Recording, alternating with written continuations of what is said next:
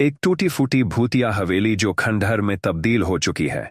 हवेली की खिड़कियां टूटी हुई हैं और पेड़ पौधे उसे घेर चुके हैं। हवेली धुंध में छिपी हुई है और चांदनी उसे रहस्यमय चमक देती है। दो युवक हवेली के सामने खड़े हैं, एक जिज्ञासु और दूसरा डरा हुआ। एक युवा आदमी हाथ में टॉर्च लेकर हवेली के अंधेरे में प्रवेश कर रहा है। हवेली में टूटा हुआ फर्नीचर और जाले लगे हैं, जिससे वीरानी और डर का माहौल बनता है।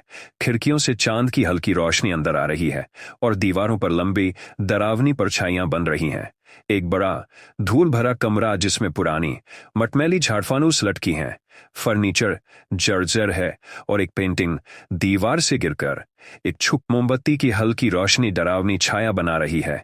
और युवक दरवाजे के सामने खड़ा है, उत्सुक और संशय में। एक संकरी अंधेरी सीढ़ी जो तहखाने की ओर जा रही है, जहां मकड़ी के जाले और टूटे फूटे बक्से पड़े हैं। टॉर्च की हल्की रोशनी में युवक एक पुरानी धूल भरी डायरी ढूंढता है। माहौल भयानक और रहस्यमय है, डर और अनिश्चितता से भरा हुआ। युवक अंधेरे तहखाने में खड़ा है और उसके पीछे एक साया उभर रहा है। टॉर्च की रोशनी टिमटिमा रही है और हवा में ठंडक घनी हो रही है। युवक का चेहरा डर से भरा हुआ है, क्योंकि उसे एहसास हो जाता है कि वह अकेला नहीं है। युवक एक बड़े भारी दरवाजे को खोलने की कोशिश कर रहा है, जो अपने आप बंद हो रहा है। हवेली में से अजीब ध्वनियां और हवाओं की तेजी उसे पीछे खींच रही हैं।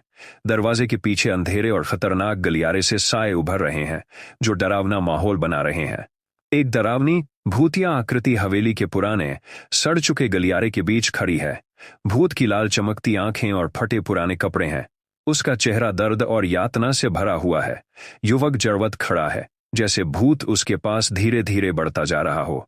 हवेली चांदनी के नीचे चुपचाप खड़ी है, चारों तरफ धुंध फैली हुई है। युवक का कोई निशान नहीं है और माहौल में एक भयानक शांति है, जैसे कुछ हुआ ही नहीं। दूर गांव के लोग हवेली की ओर देखते हुए फुसफुसाते और इशारा करते हैं, डर से सहमे हुए।